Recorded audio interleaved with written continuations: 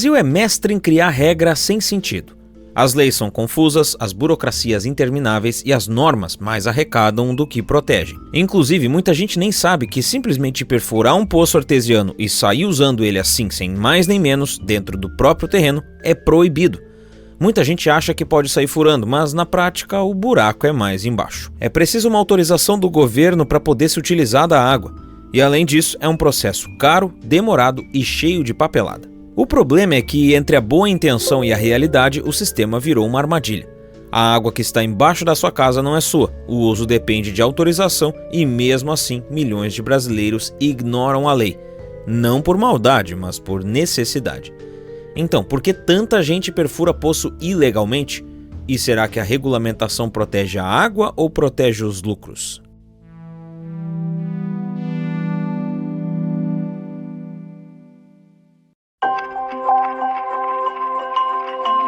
Antes de 1988, se você tinha um terreno, a água debaixo dela era sua. Era simples assim. Mas a Constituição Federal de 88 mudou as regras do jogo. A água passou a ser considerada um bem de domínio público. Na prática, isso significa que, mesmo estando no seu quintal, a água não é sua. A água é um recurso limitado, essencial à vida e por isso foi determinado que precisa ser protegida. Por isso, em 1997 foi criada a Lei 9.433, conhecida como Lei das Águas, que obriga qualquer uso de água subterrânea a ter autorização prévia do poder público, a chamada outorga. Em alguns casos, quando o volume de água captada é muito pequeno, o uso pode ser considerado insignificante e dispensado da outorga. Cada estado define seus próprios limites. Em São Paulo, por exemplo, se você capta até 15 mil litros por dia de um poço, ou até 25 mil litros de um rio, isso já é considerado um uso pequeno e não precisa de outorga. Só precisa fazer o cadastro no sistema SP Águas. Também estão isentos quem tem poço só para medir o nível da água, para limpar áreas contaminadas ou para rebaixar o lençol freático sem usar essa água. E tem casos de emergência, tipo enchentes ou desassoreamento de rios, em que o governo pode agir sem pedir autorização formal. Tudo isso está previsto nas regras do DAEE, o órgão que cuida da água em São Paulo. Mesmo os poços que já existem não estão automaticamente liberados. No Rio Grande do Sul, por exemplo, a resolução CRH número 402 de 2022 permite uma regularização provisória para poços antigos desde que o responsável faça o cadastro no sistema de outorga do estado até o fim de 2025. Isso dá um prazo para se adequar, mas não elimina a burocracia. Até quem já usa o poço há anos vai precisar apresentar estudos, documentos e dar entrada no pedido de outorga ou de dispensa. Essa é uma daquelas regulamentações que até fazem sentido. Elas não são apenas mais uma maneira de controle estatal. A ideia é evitar a superexploração dos aquíferos, controlar a qualidade da água e garantir que esse recurso continue disponível para as próximas gerações. E existem razões técnicas para isso. Isso porque o poço é uma fonte finita. Depende da recarga dos poços e da água da chuva. Se todo mundo tiver poço, a água embaixo da terra seca. E tem também o risco invisível, a contaminação dessa água. Então, no papel, a regulamentação até tem o seu propósito. Mas aqui começam os problemas. Essa regulamentação criou um conflito de interesses gigantesco. Se todo mundo tiver poço, a concessionária não ganha com a distribuição da água. Regularizar um poço artesiano no Brasil é caro, demorado e complicado. Isso é um dos motivos pelos quais 88% dos poços no Brasil são irregulares. O processo pode custar dezenas de milhares de reais, sem contar possíveis adequações técnicas, e envolve muitas etapas: licença de perfuração, estudos hidrogeológicos, laudos técnicos, análises de qualidade, outorga de uso, cadastro em múltiplos órgãos, instalação obrigatória de hidrômetro. A lista não acaba. Só para você ter uma noção da complexidade, mesmo em uma praça pública que usa a água do poço apenas para vaso sanitário e irrigação, precisa de autorização do Estado. E tem mais, apenas o governo do Estado pode autorizar. Os municípios não têm essa competência. Ou seja, mesmo conhecendo melhor a sua realidade local, a prefeitura da sua cidade não pode autorizar o seu poço. E aqui a coisa fica interessante. A Lei 11.445 de 2007 estabelece que quem tem ligação com a rede pública não pode usar fonte alternativa de água ao mesmo tempo. A lei fala que a instalação hidráulica predial ligada à rede pública de abastecimento de água não poderá ser também alimentada por outras fontes. E ainda assim, quem tem poço regularizado e não usa a rede pública ainda pode ser obrigado a pagar a taxa de esgoto para a concessionária. A lógica é simples: toda a água que entra na sua casa precisa sair como esgoto. E se há rede de coleta disponível, você paga mesmo não usando a água da empresa. Mas nem tudo é conspiração econômica. Existem preocupações técnicas reais que justificam parte da regulamentação. O risco é real. Poços muito próximos podem interferir uns nos outros, reduzindo a vazão disponível.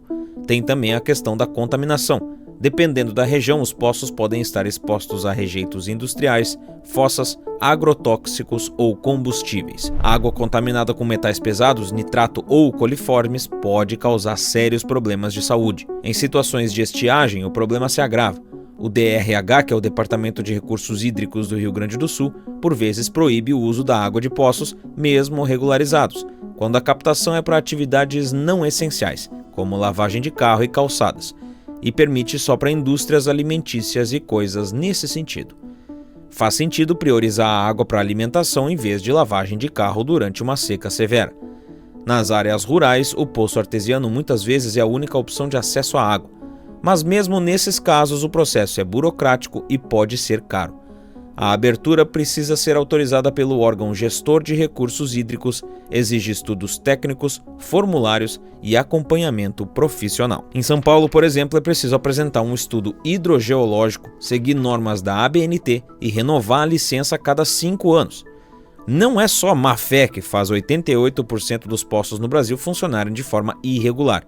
Muitas vezes é pura necessidade e falta de condições de seguir todos esses passos. Esse conflito entre regras e realidade fica ainda mais evidente em casos como o de Santa Maria, no Rio Grande do Sul. Em janeiro de 2025, uma lei municipal foi aprovada autorizando o uso de água de poços artesianos para consumo humano em residências e condomínios, desde que o poço estivesse regularizado e a água passasse por análises de qualidade. A ideia era simples: dar ao cidadão o direito de usar uma fonte alternativa sem depender exclusivamente da rede da Corsan. A Corsan é a companhia estatal responsável pelo abastecimento de água e tratamento de esgoto em grande parte do Rio Grande do Sul. Mas a Corsan reagiu. Argumentou que essa lei é inconstitucional porque o município não pode legislar sobre recursos hídricos, que são de competência estadual e federal. Com base na Lei 9.433 de 97 e na resolução do Conselho de Recursos Hídricos do Rio Grande do Sul, a concessionária defendeu o fechamento dos poços, mesmo que estivessem dentro das exigências da nova lei municipal. Na prática, isso virou uma disputa entre esferas de poder, o município tentando flexibilizar, o governo do estado endurecendo, e quem fica no meio disso tudo é o morador, sem saber como fica a situação do poço dele.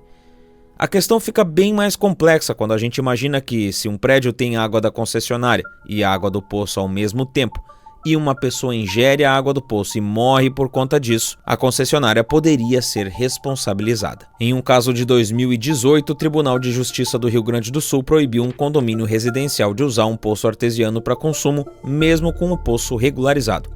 O condomínio buscava água de melhor qualidade e até tentou obter outorga junto ao DRH, mas teve o pedido negado. O caso chegou à justiça e os desembargadores foram claros: onde existe rede pública, a prioridade é dela. O argumento central foi que o uso de recursos hídricos precisa considerar o interesse coletivo na preservação ambiental.